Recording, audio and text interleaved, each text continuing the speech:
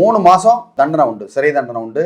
அது மாதிரி 5000 ரூபா ஃபைன் உண்டு. இந்த 3 மாதம் சிறைன்றதே வந்து இந்த மாதிரி எங்கேயும் பார்க்காதவங்களுக்கு மிகப்பெரும் ஒரு துன்பம், ஒரு நரகமாக தான் இருக்கும். அது நிறைய பேருக்கு தெரியாது. என்னடா நான் சொல்கிறது செய்யடா, அவங்க வந்து எனக்கு இந்த இடத்துல தான், இந்த தட்டில் தான் சாப்பாடு வேணும். நார்மலாக வந்து உங்கள் ஃப்ரெண்டுக்கிட்ட எப்படி பேசுவீங்க? ஃபோனில் பேசுவீங்கன்னா நான் வந்து என்ன மச்சான் என்ன சினிமாவுக்கு போனேன், என்னம்மா என்ன சினிமாவுக்கு போனேன்.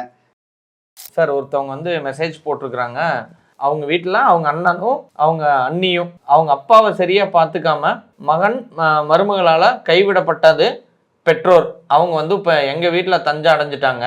ஆனால் ஒரு சீனியர் சிட்டிசனை சரியாக பார்த்துக்காம இப்படி வந்து துரத்த விடப்பட்ட நிலைமையில் அவங்க மேலே தண்டனை எதுவும் எடுக்க முடியாதா அப்படின்னு கேட்டிருக்கிறாங்க சார். பொதுவாக மகள் வந்து கேட்டிருக்காங்க, மகளுக்கு அந்த உரிமை இல்லையா? மகளுக்கும் அந்த கடமை உண்டு அப்படின்றது தெரிஞ்சுக்கணும். ஓகே, மகனுக்கும் மகளுக்கும் சரியான பங்கு உண்டு, அவங்களும் செய்யணும். தஞ்சம் அடைஞ்சிட்டான்னு சொல்கிறதே தப்பு. இப்போ பெரியவங்களை அப்படி சொல்லலாமா? அது தவறு இல்லையா? எங்கள் வீட்டில் வந்து தங்கியிருக்காங்க அப்படின்றது. பொதுவாக பார்த்தீங்கன்னா பெற்றோர் வந்து மகன் வீட்டில் தங்குறது வந்து தான் வீடு மாதிரியும், மகள் வீட்டில் தங்குறது வந்து ஒரு விருந்தினர் மாதிரி தங்குற சூழ்நிலை இருக்குது. அதுவே தப்பு அப்படின்னு தான் சட்டம் சொல்லுது. ஓகே, 2 பேருக்கும் சமமான ஒரு கடமை உண்டு அப்படின்றத ஒரு முக்கியமான விஷயம். ரைட், இப்போ மகனும் மருமகளும் விரட்டி விட்டாங்க.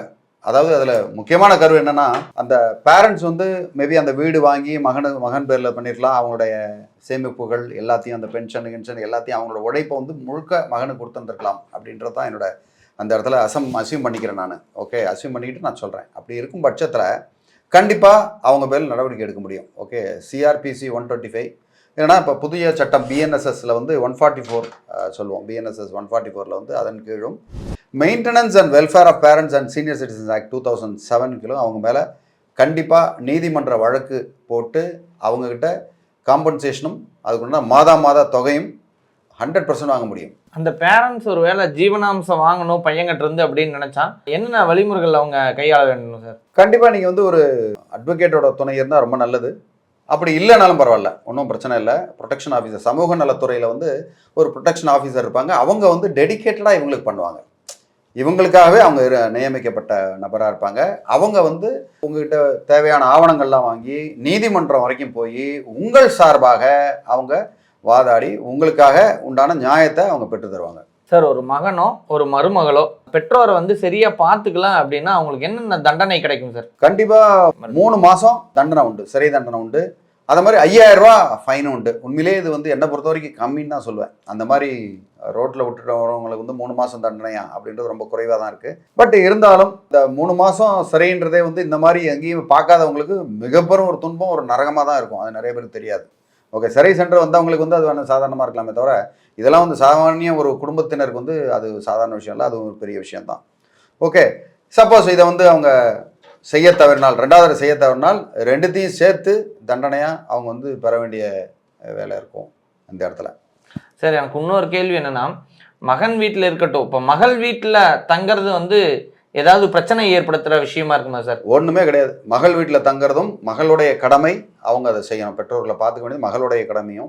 அதனால் எந்த வித குற்றமும் இல்லை.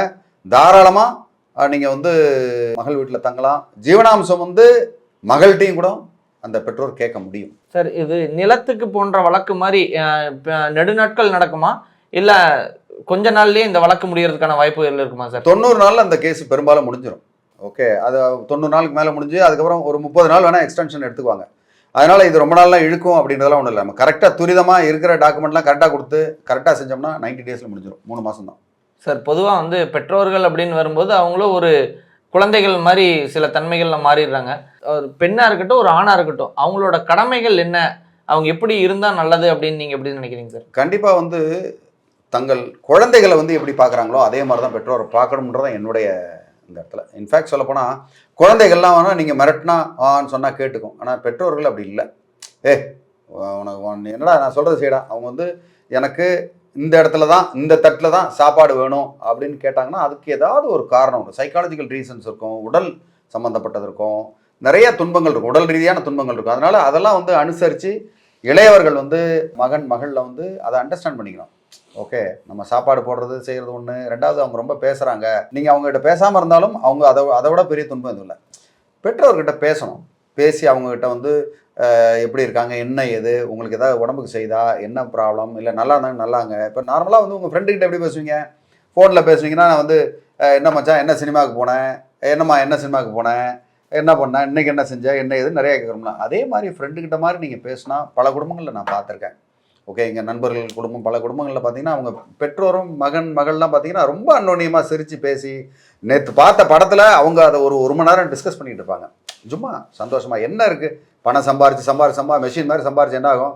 இந்த மாதிரி நேரங்களில் பார்த்தீங்கன்னா இவங்க இப்படி இருந்தாங்க, இதே மாதிரி இருந்தாங்கன்னா இவர்களுடைய பிள்ளைகளும் பெற்றோரை அப்படி தான் உதாசீனப்படுத்துவாங்க. அதனால் ஜாக்கிரதையாக நம்ம சந்தோஷம் தான் முதல்ல முக்கியம். அதே மாதிரி நம்மளோட பெற்றோர் சந்தோஷம் முக்கியம், நம்ம பிள்ளைங்களோட சந்தோஷம் முக்கியம். அந்த சந்தோஷத்துக்காக தான் இவ்வளோ வாழ்வு, இவ்வளோ போராட்டம்.